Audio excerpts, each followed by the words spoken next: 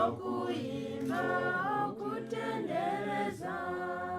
anticipate that people will leave the U.S. on a Wednesday, will likely arrive in Uganda on a Thursday, and when they arrive, usually arrivals from the U.S. are probably late evening. And so they will spend the night in Entebbe, which is where the airport is located in Uganda.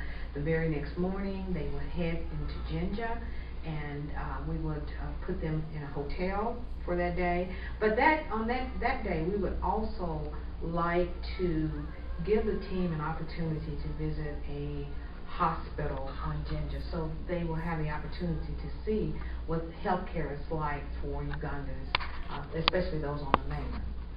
And then the next morning we will get up very early in the morning, and we will take a boat, 3 or 4 hour boat ride to the villages, and that's where we will start. We anticipate that those who are participating in this with this team should be prepared to sleep in a tent. They need to be prepared to walk 2 to 4 miles from one location to another. So the conditions are maybe a little bit strenuous for some people, and but I think probably for the average American who is in relatively good health, I think it's a moderately strenuous time on the island, or in any of the villages on the island. So we will provide water. We will have bottled water, and we will have someone to prepare the food for them, so the food will be safe and the water will be safe for them. And then you're visualizing on each island, we'll probably spend 2 to 3 days. So in this 2-week trip, we'll actually probably visit maybe 3, 4 islands. Maybe 3 or 4 islands, and be prepared for several villages. It may be 7 or 8 villages. But what typically happens is that people will move from one village to another. If a village is 5 miles away from the medical team, people will walk in, or if it's 10 miles away, they will come in, because healthcare is so very important, and it's an opportunity for them to receive medical care that they ordinarily would not receive. So, and I think that it's reasonable to expect that maybe as many as 100 people a day might receive health care. And then now we're saying at the end of this trip there's going to be a safari? Yes, That is a possibility. And I tell you what, if it would really be a shame to come all the way to Uganda and not have that opportunity to go on an African safari. And Lake Victoria is right at the mouth of the Nile, and it is beautiful. So that is an awesome opportunity. So that's up to those of you who are organizing the medical teams. If that's something that you would like to do, we strongly suggest that. We strongly recommend that takes place. And we were talking before that there will be shots that you need to take, and you will have to take malaria medicines, because in Africa they do have malaria. Yes. And I mean, will we be able to do any teaching in the schools? Do you think when we go to these villages? Absolutely. If we have enough people who are part of this team, and that's what you guys would like to do, there is definitely a need. To go and teach the kids about good hygiene, about hand washing, about dental health, good nutrition. This is the kind of stuff us medical people care about. Besides doing help that's just going to last today, but actually do something that's sustainable. Absolutely. And we would love to see members of the team buy a mosquito net and just stick it in their bag, and they can donate it at the end. Yeah. At the end, I think that would just really be very helpful. The tent, and they could keep the sleeping bag. The tech you can use, that's true, yeah, for your future trips. Well, also be prepared to wear clothes that you don't mind leaving behind, because these people are extremely needy, and they really appreciate the clothing that's left behind by mission teams. So nothing goes to waste. That's nothing right. goes to waste. But this is a practical way of showing them Christ's love. Absolutely. And this really does open up islands for your ministry. Right. Absolutely. Open up Absolutely. And you guys have a ministry team that'll be able to continue the relationship Right. with these islands. Yes, yes. I tell you, a big need, the last mission team, medical mission team, we had a man who had a ulcer on his ankle that the medical team determined was cancer, and they referred him somewhere for treatment.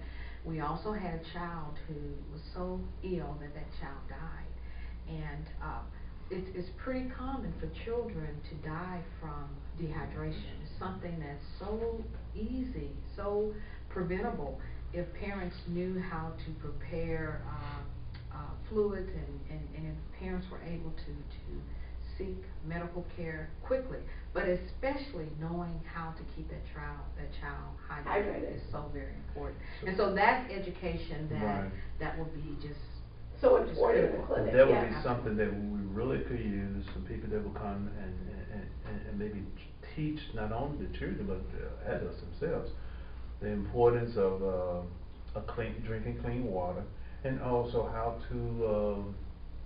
to make your water more presentable to drink, you know, and give them information that would help them, like you said, do things that would keep them healthy. In some instances, it's also talking about sanitation. How do you, and one particular island that we may go to, we probably will go to, presently, they have no sanitation at all on this particular island. So, and so to help the people understand, this is so important, and this is how you can keep yourself from getting certain diseases, certain illnesses, and then maybe the people would be more apt to utilize facilities when, you know, if we're able to help them provide that type of facility.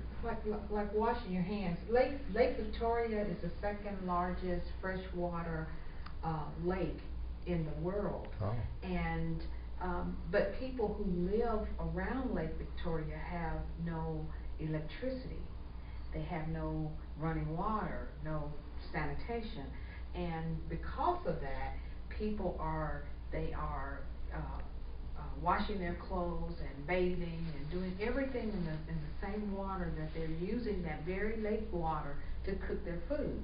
And there are some villages with wells, but there's always a cost associated with people using well water, because the wells eventually would break down. And so usually what happens is that those communities that have invested in putting a well in, they're asking their members in their community to contribute a small amount of money on a monthly basis or a weekly basis to keep that well running.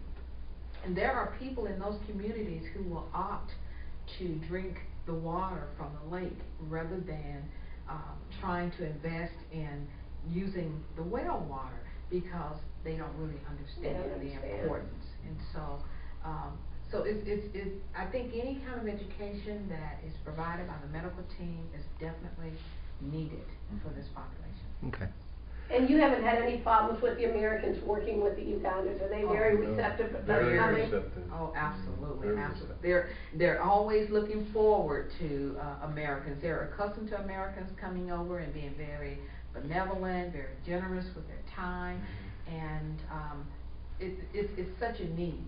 It's such a need, and people really appreciate it. Will we have a language barrier? Well, we have translators that help you with translation, and many on the island, some people speak English, but even those who speak English, they may need somebody to translate. So I don't think, but that would not be a problem. You were talking to me one time about construction teams. Do you have a need for construction, like building latrines Do you or? want to mix this with this, or would that be too much at this time? I think it might be too much. There's, at the moment, because I'm thinking as far as construction concerned, is maybe something that would be maybe a something that, a building that would be used as a multi-purpose, maybe a church and maybe a clinic or a school or something like that. But right now, we, that's something maybe we could look at In the future, yeah. Okay.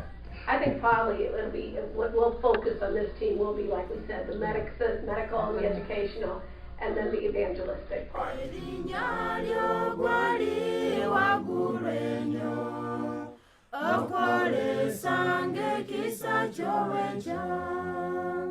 No